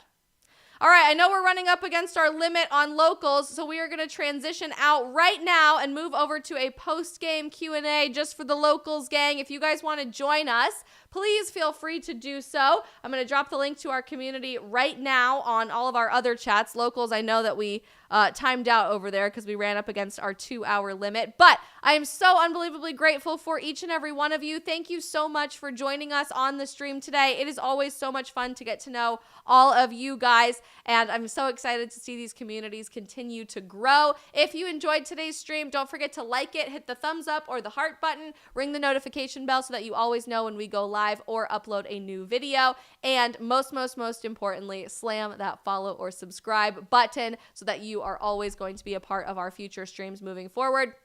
Before we go, just want to say a big thank you to our second sponsor of the stream today, Ruff Greens. If you guys don't already know, Ruff Greens is an all-natural human-grade supplement for your dog's food to improve their energy, their joint health, their digestion, and their immune function. It's kind of like a protein powder. You just take a scoop of it and you add it on top of your dog's food to provide 19 plus fruits and vegetables to their diet, adding digestive enzymes, probiotics, omega oils that's probably missing from their kibble and what you're feeding them right now. My dog Libby, who is the love of my life, is absolutely obsessed with Ruff Greens. She loves their treats and their supplements and loves the food dietary additive to her food as well. So please check them out. You can check them out at tryruffgreens.com. All natural, made in America, super patriotic, wonderful company to support. And you guys know me and my dog. I would never tell you to buy something unless I knew it was working for Libby herself, the queen. Join us over on Locals at the link I just dropped in the chat. And we will be back for the stream on Monday at 3 p.m. Eastern. So many exciting things to share with you guys next week, including a very special stream next Friday, the 15th, with my grandpa to celebrate his 90th birthday and all of the things that he has learned by 90 years old. So I'm very excited to have you guys meet my papa, my grandpa, and share some more exciting stuff with you, including some other surprise guests next week starting on Monday. Love you guys so very much. Hope to see you over on Locals, and we will be back on Monday. Bye.